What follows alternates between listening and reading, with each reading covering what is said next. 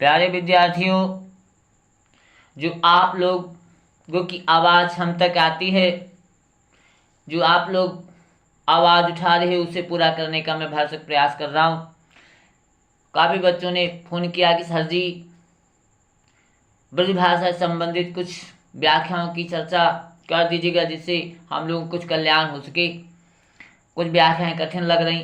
अरे ये तो बात आपको कहनी नहीं चाहिए थी, मैं कह रहा हूँ, क्योंकि इतना सरल है। जैसे ब्रजभाषा का नाम सुनते सुनते तो क्या बताऊँ। फिर भी खैर कोई बात नहीं है, आपको कठिनतम बात लग रही है, उसको मैं इतना सरल बता रहा हूँ। इतनी आसान ये है, क्या कहूँ, कह नहीं सकता। इतनी मधुर, इतनी मीठी, इतनी अच्छी अन्य भाषा तो हो ही नहीं सकती। जो भी एक बार सुन लेता ना, झूम जाता है।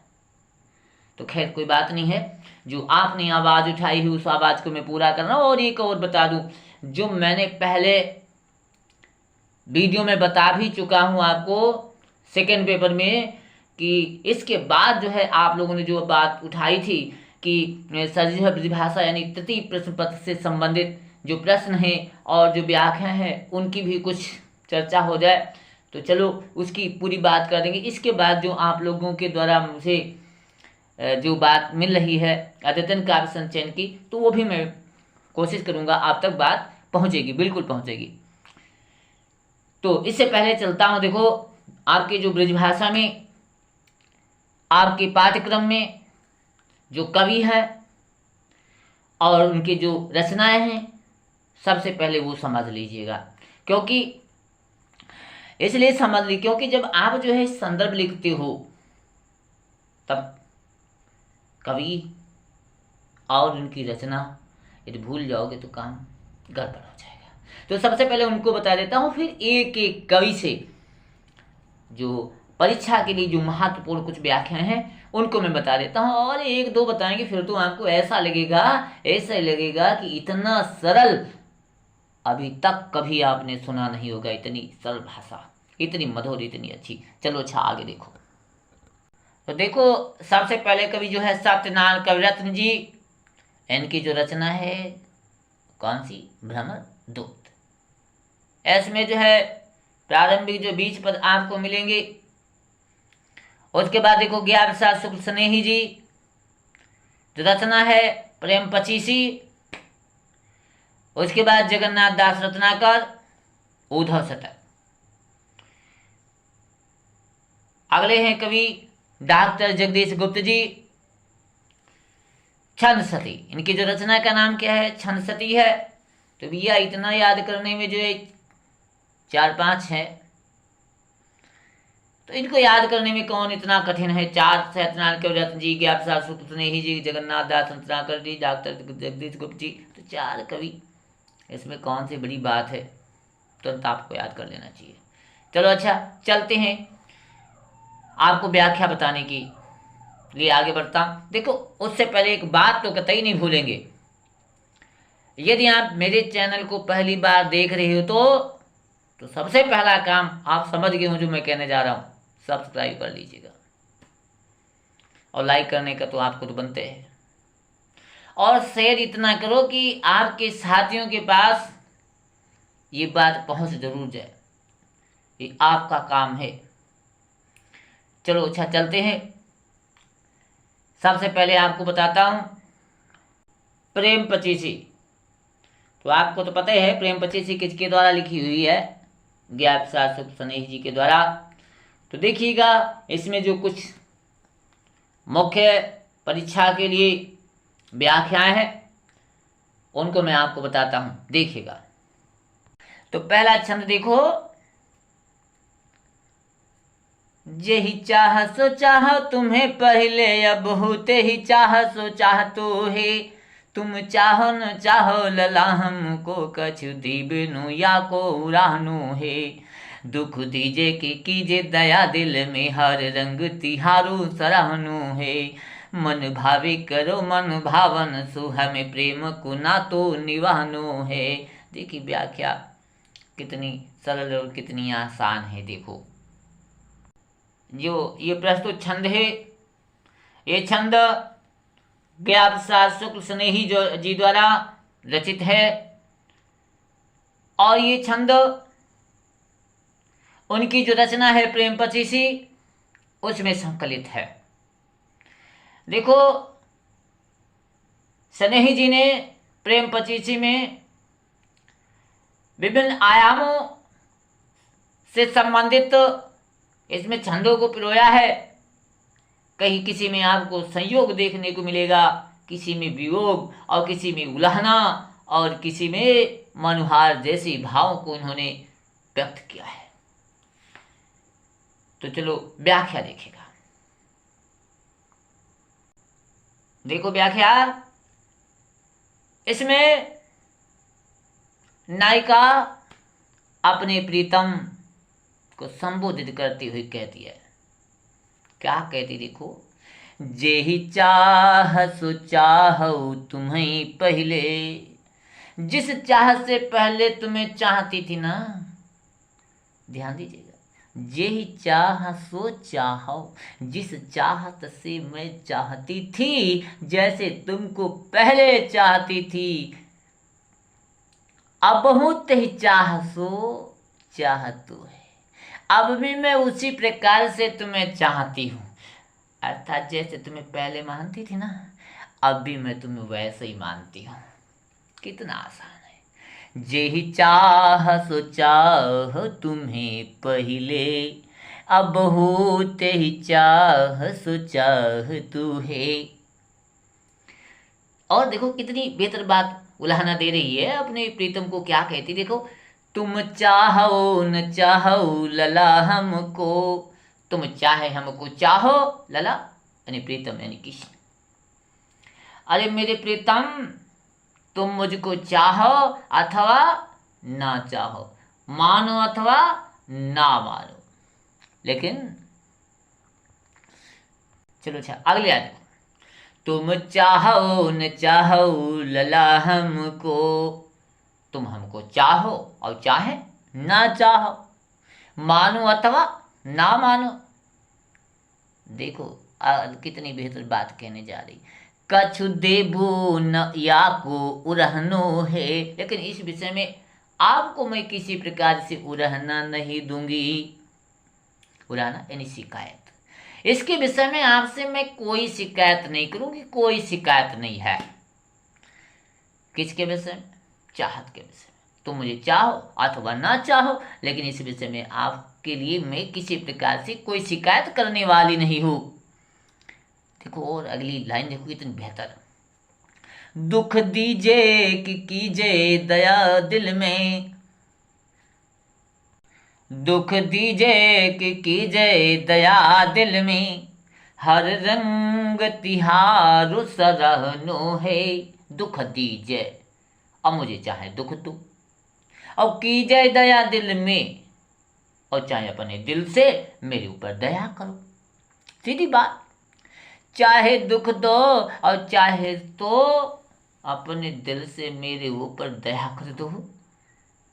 लेकिन एक बात है, हर रंग तिहारो सरहनो है, लेकिन तुम्हारा हर भाव सराहना के काबिल है। हर रंग तिहारो सराहनो है, और हर भाव सराहना के काबिल है।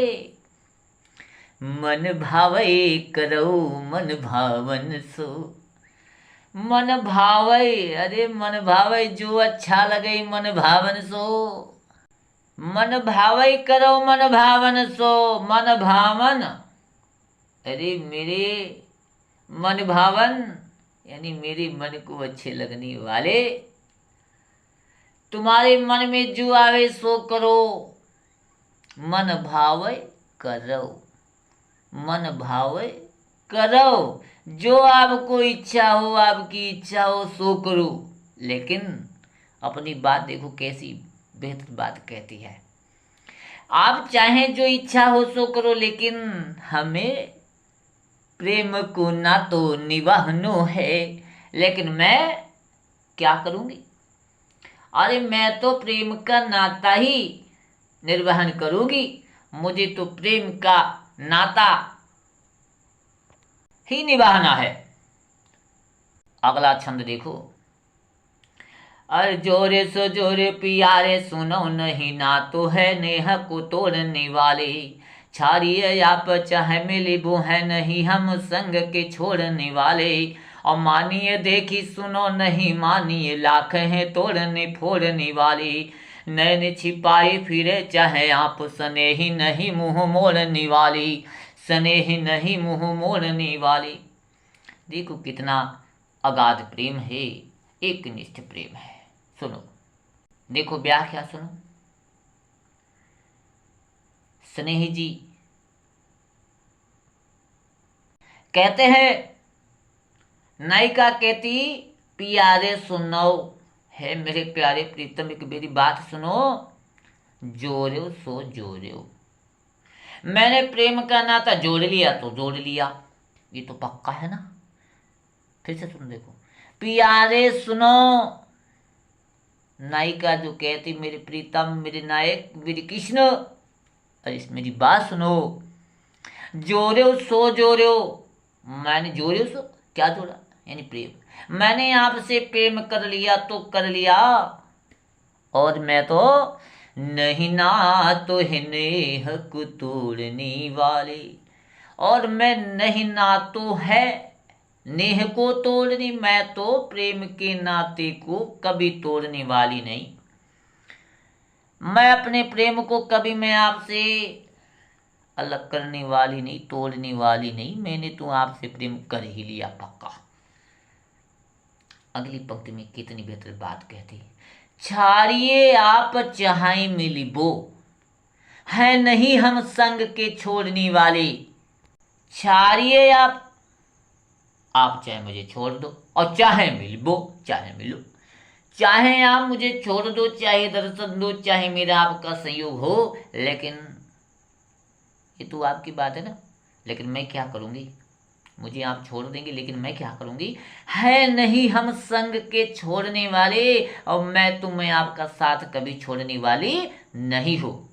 है नहीं हम संग के छोड़ने वाले, मैं कभी आपका साथ छोड़ने वाली नहीं हो। एक बात बताऊं मेरे प्यारे प्रीतम, आजकल इस संसार में बड़े विचित्र लोग हैं, बड़े विचित्र लोग हैं। आप उनकी बात को मत सुनना मत समझना।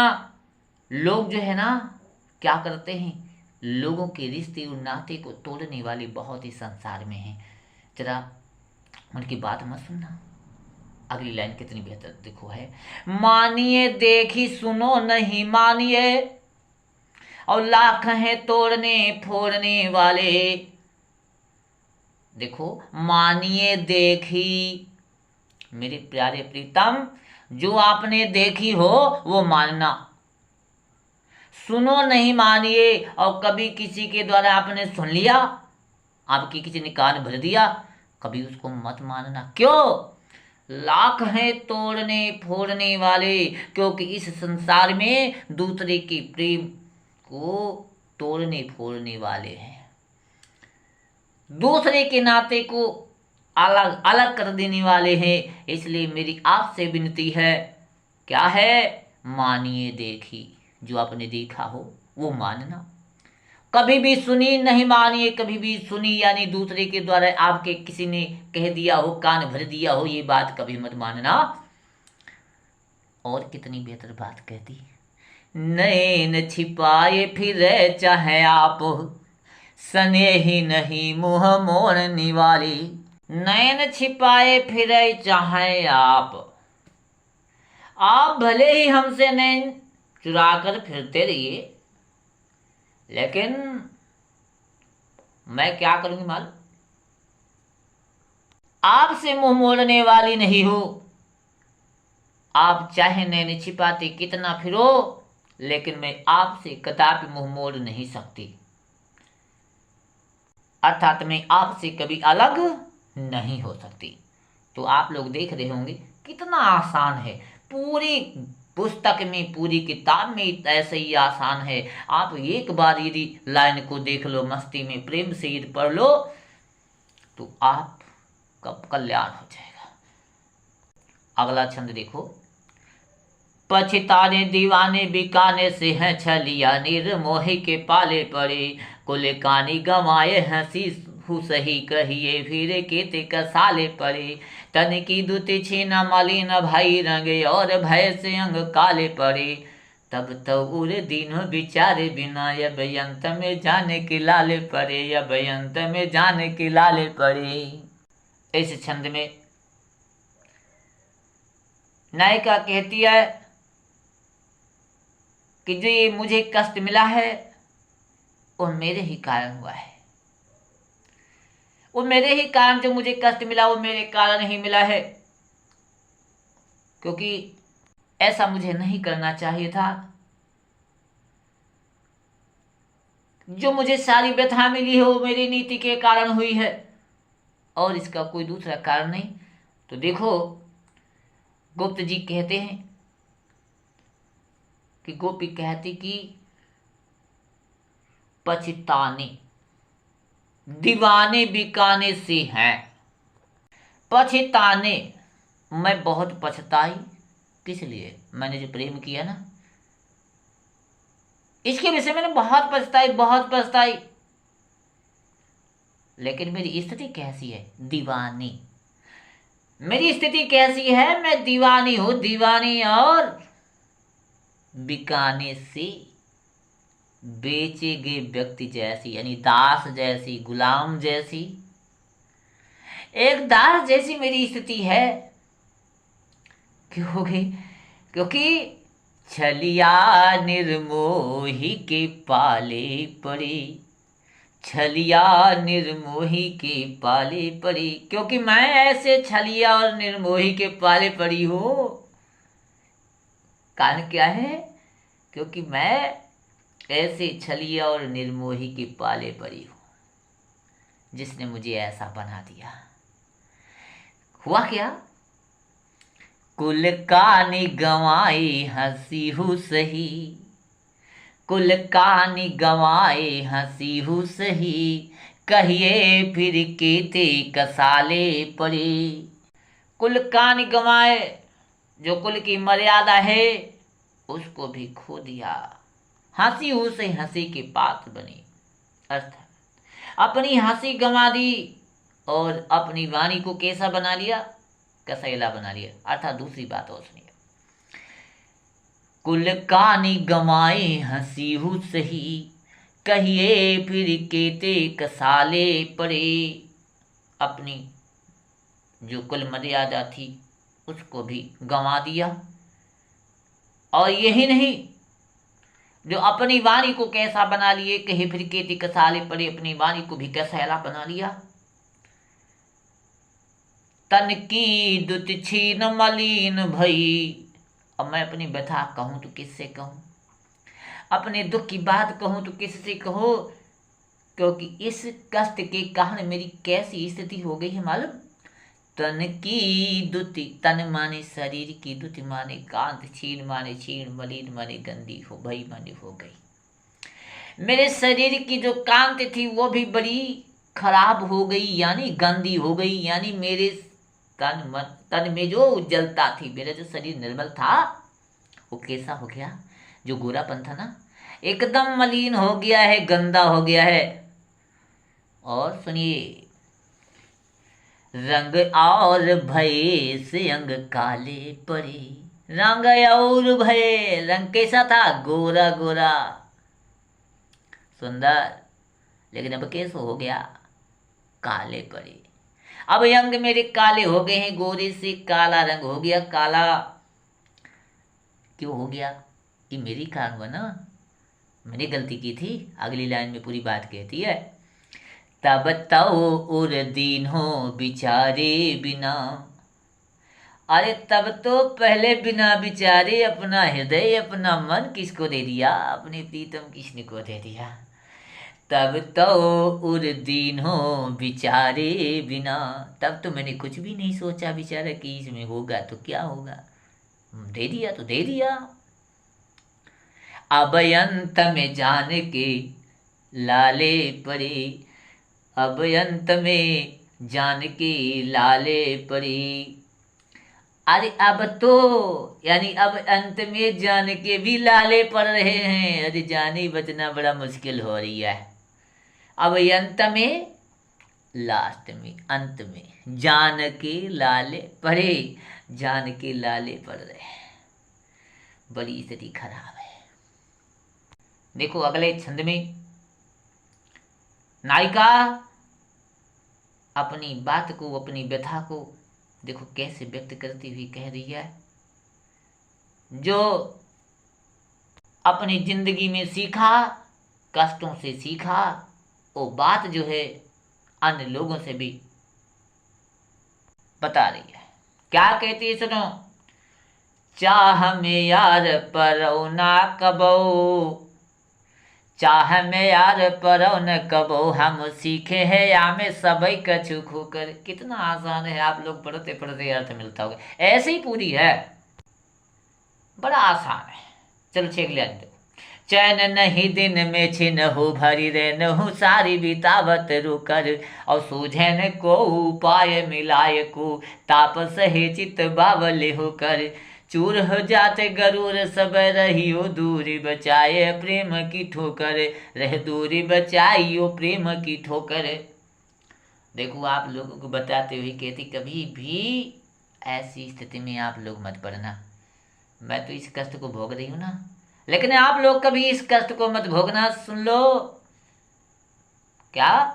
चाह में यार परौ ना कबौ, इस चाहत में यारो कभी मत पड़ना, क्योंकि हम सीखे हैं, हम सीखे हैं, हमने सीखा है, समझा है।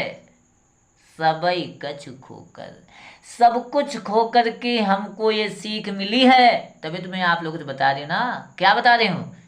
चाह में यार परौ न कबो, कभी भी चाहत में मत पड़ना। और मैं तो सब कुछ खो करके ये सीखा है, हम सीखे हैं या मैं सबई कछु खोकर। और यदि आपने भूल बस कर लिया तो क्या हाल होगा ना, बता रही है। चैन नहीं दिन में, और दिन में भी चैन नहीं मिलेगा, सुकून नहीं मिलेगा, आराम नहीं मिलेगा। कितनी देर, देखो लिखा है छिनहु भर क्षण भर भी, एक क्षण भी आपको चैन मिलने वाला नहीं है। इसलिए ऐसा कभी मत कसना। अरे चैन नहीं दिन में छिनहु भरी, और रहनहु सारी बितावत रोकर। और दिन तो ऐसे व्यतीत होगा, क्षण भर भी आपको चैन नहीं मिलेगा। लेकिन रात का हाल, रहनहु रात भी सारी पूरी बितावत बिताओगे रोकर। रात भी रोते रोते बिताएगी। और सूझन को उपाय मिलाय को, सूझे ना को कोई भी नहीं सूझेगा, समझ में नहीं आएगा। उपाय, उपाय मिलने का कोई उपाय नहीं सूझेगा। आगे मिलाए को, सूझे ना को मिला, उपाय मिलाए को, मिलने का कोई उपाय समझ में नहीं आने वाला, कोई उपाय समझ में नहीं आएगा। और इतने ही नहीं, ताप सहे चित बावले होकर, ताप सहे चित बावले होकर। और इतना ही नहीं, और व्याकुल होकर, बावले व्याकुल होकर के ताप सहे, विरह की अग्नि में जलना पड़ेगा, कष्ट सहना पड़ेगा। और अगले लाइन, चूर हुए जात गरूर सबई, अचूर हुए जात गरूर सबई, रहियो दूरी बचाए प्रेम की ठोकर। यदि आपने किसी से प्रेम कर लिया तो चूर हुए जात, चूर हो जाता, चकना चूर हो जाता है, नष्ट हो जाता है गरूर सबई। गरूर घमंड, सबई सब, सारा घमंड चकना चूर हो जाता है, नष्ट हो जाता है। इसलिए क्या करना है। रहियो दूरी बचाए प्रेम की ठोकर, इसलिए प्रेम की ठोकर बच कर रही है। कभी भी प्रेम के चक्कर में मत पढ़िए। तो इस प्रकार से आप लोग देख रहे होंगे, सुन रहे होंगे कि व्याख्याएं कितनी आसान है, आप लोग बड़ी अच्छी प्रकार से कर लेंगे। कुछ व्याख्याएं आपको बता देंगे तो उससे आप जो है अन्य व्याख्याओं को भी आसानी से समझ लेंगे। हर कवि से संबंधित आप तक व्याख्याएं पहुंचा दूंगा। उसके बाद जो है जो मैंने प्रश्न आपको पहले वीडियो में दिए थे, उन प्रश्नों के भी उत्तर आप तक पहुंचाने का भरसक प्रयास करूंगा। उसके बाद में जो है आपको फर्स्ट पेपर की भी मैं बात अवश्य करूंगा निश्चित रूप से, जिससे आपको अच्छी सफलता मिल सके। यही मेरा उद्देश्य है।